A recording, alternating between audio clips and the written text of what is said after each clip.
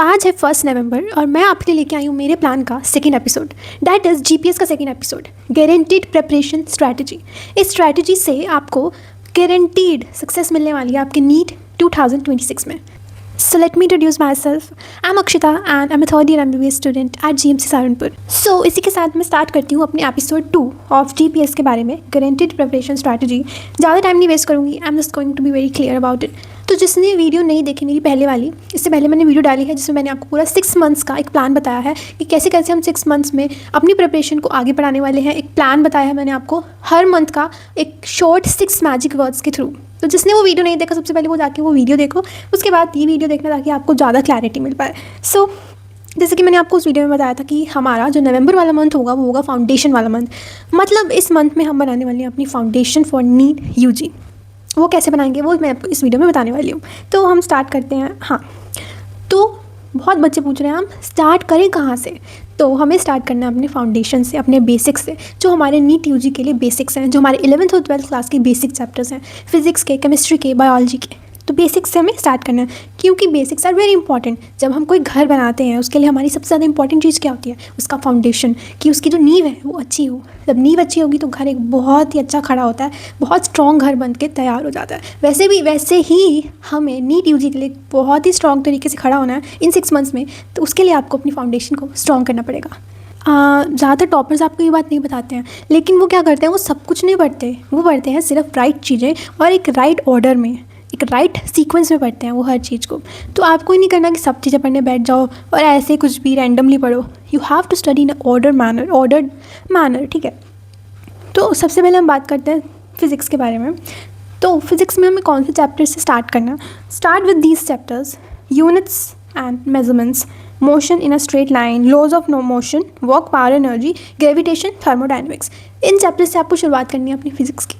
आपने अभी तक कुछ नहीं पढ़ा है, आपकी बेसिक्स क्लियर नहीं है, आपको सबसे पहले अपने नवंबर में बेसिक्स क्लियर करने हैं फिज़िक्स के।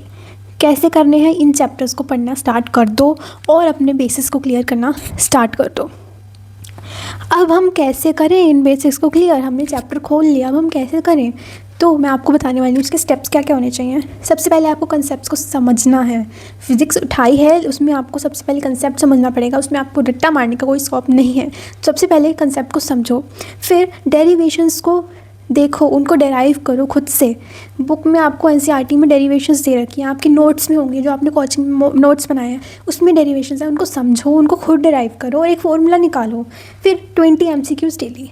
आपने कंसेप्ट पढ़ा, आपने डेरिवेशन देखी, आपने फॉर्मूला रट लिया, अब आपको क्या करना है? Practice. That is main thing. Numericals की प्रैक्टिस करना ही फिजिक्स में सबसे ज़्यादा इंपॉर्टेंट चीज़ है और वो आपको करनी है।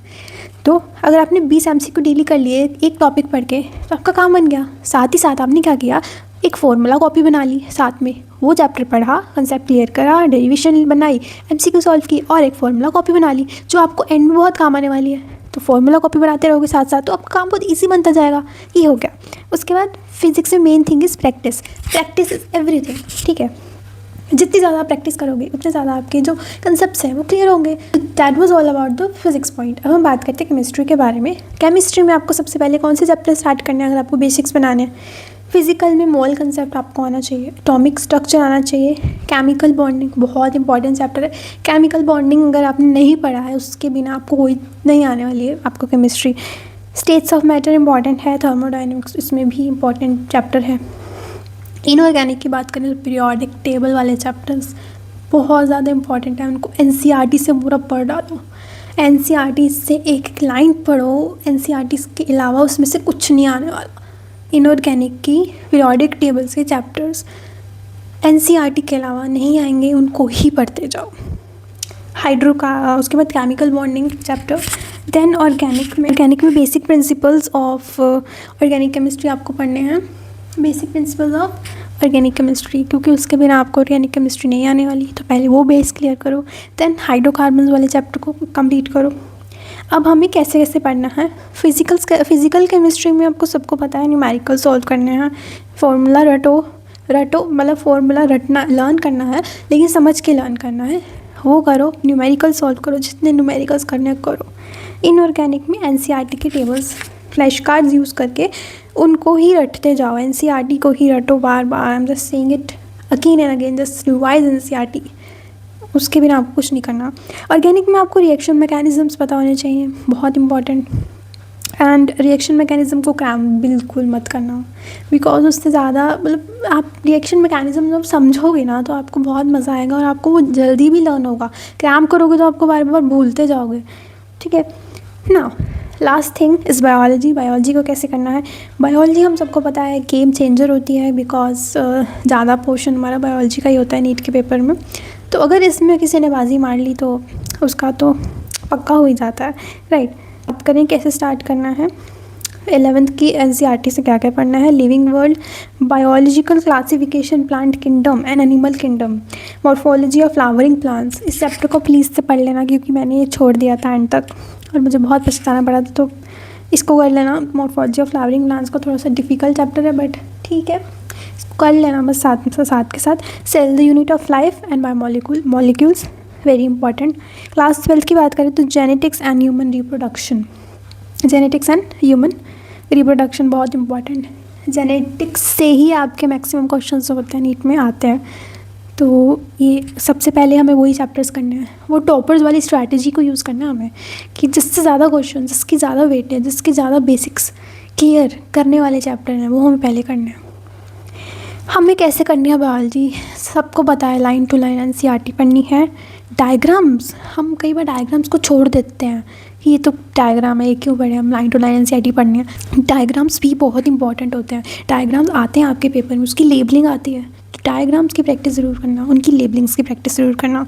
दैन PYQ को अटैम्प्ट करते रहना साथ साथ। जैसे जो चैप्टर्स कर रहे हो, बुक ले आओ अपनी हर सब्जेक्ट की PYQs की अलग से, चाहे वो फिज़िक्स की हो, चाहे वो केमिस्ट्री की हो, चाहे वो बायोलॉजी की हो। अपनी नोट्स के साथ वो बुक को रखो, ताकि कंसेप्ट क्लियर होने के बाद आप क्वेश्चन सॉल्व कर पाओ। क्वेश्चंस वही आते हैं, वही रिपीट होते हैं जो PYQs में आ चुके हैं, तो वो करो बैठ के। लास्ट में I am going to tell you about the loop cycle. Study, revise, practice, test, analysis, again study. Analysis करने के बाद स्टडी करो कि आपका क्या गलत हुआ है, उस चीज़ को स्टडी करो। स्टडी के बाद रिवाइज करते जाओ, रिवाइज के बाद प्रैक्टिस करो उस चीज़ की। प्रैक्टिस करने के बाद उस चीज़ का टेस्ट दो, टेस्ट के बाद उसका एनालिसिस करो। मेन जो इम्पॉर्टेंट है इसमें एनालिसिस। आपने सब कुछ कर लिया, एनालिसिस नहीं किया, वहीं पे आप अटक गए, आपकी कोई इम्प्रूवमेंट नहीं होगी। हाँ, तो अगर इस साइकिल के सारे सब्जेक्ट्स किसी ने फॉलो कर लिए तो उसको नीट क्रैक करने से कोई भी नहीं रोक सकता, आई गारंटी यू, ठीक है। सो इस वीडियो के अंदर मैंने आप मोस्टली सब कुछ कवर कर लिया है कि आपको नवंबर महीने में कैसे करना है। बाकी आपके सबके नोट्स आपके पास होंगे, सबको पता रहता है क्या करना है क्या नहीं, बस एक गाइडेंस की ज़रूरत होती है। तो मैंने आपको एक गाइडेंस देने का सोचा और ये बताया मैंने आपको कैसे अपनी फाउंडेशन को स्ट्रॉन्ग करना है। सो अगर आपको वीडियो पसंद आई हो तो लाइक कर देना, नए आए हो इस चैनल पे सब्सक्राइब कर देना, और ऐसे और वीडियोस और आने वाले हैं अभी आपके, ताकि वो आपकी प्रिपरेशन में आपकी हेल्प कर पाएँ। तो इस चैनल को सब्सक्राइब कर ही लेना ज़रूर से, और best of luck to all of you. ऐसे ही लगे रहो, ऐसे ही जम के मेहनत करते रहो, कंसिस्टेंसी के साथ करते रहो, डेली पढ़ो। ये नहीं कि एक दिन 8 घंटे पढ़ लिए, एक दिन 10 घंटे पढ़ लिया, अगले दिन कुछ भी नहीं पढ़ा। डेली 6 घंटे भी पढ़ोगे वो भी आपके लिए बहुत सफिशिएंट होते हैं, राइट। तो इसी के साथ I will see you in another video for this. आज के लिए बस इतना ही। See you in the next video. Tata, bye bye.